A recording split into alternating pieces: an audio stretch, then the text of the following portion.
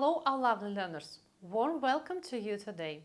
In this video, we are going to explain about how and when to use the verb do and when to use the verb to be, and to understand the difference between them in order not to make mistakes. Both verbs be and do are auxiliary verbs. They are playing a supportive role in a sentence.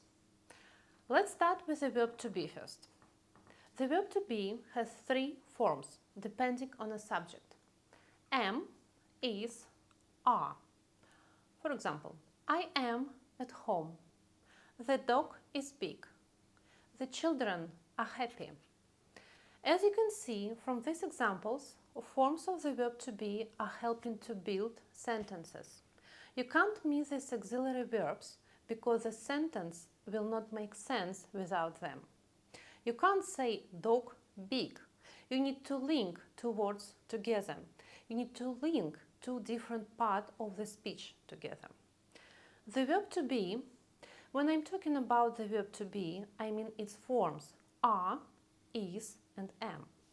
The verb to be usually appears in the sentences where the main verb is absent. Look at these examples. I am at home. In this sentence, it is a fact or statement or information that I'm physically at home. It is my current location. The dog is beautiful.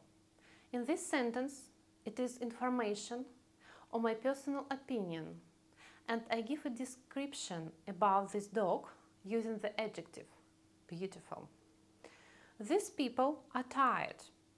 In this sentence, I again give information or a description of what I'm seeing. To be clear, in these sentences I didn't show actions or some activity. I gave a description, and to link this description I use forms of the verb to be. It is the same with negative and question sentences. These forms help us to build sentences.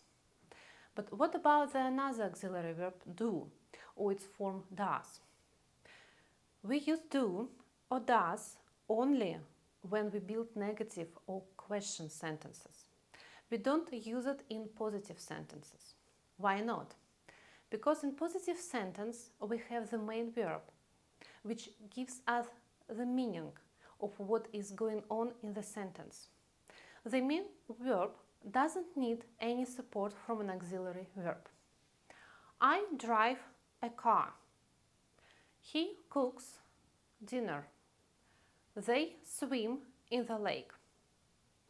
In these examples, I want to show actions, motions, states, and to do this, I need to use a verb. Have a look here. I am in a car. I drive a car. In the first example, I am telling my location and link the subject, I, and location, a car, with an auxiliary verb. In the second example, I am telling what I do with the car and my actions with it. Have a look at negative sentences. For example, I don't drive a car. I am not in a car.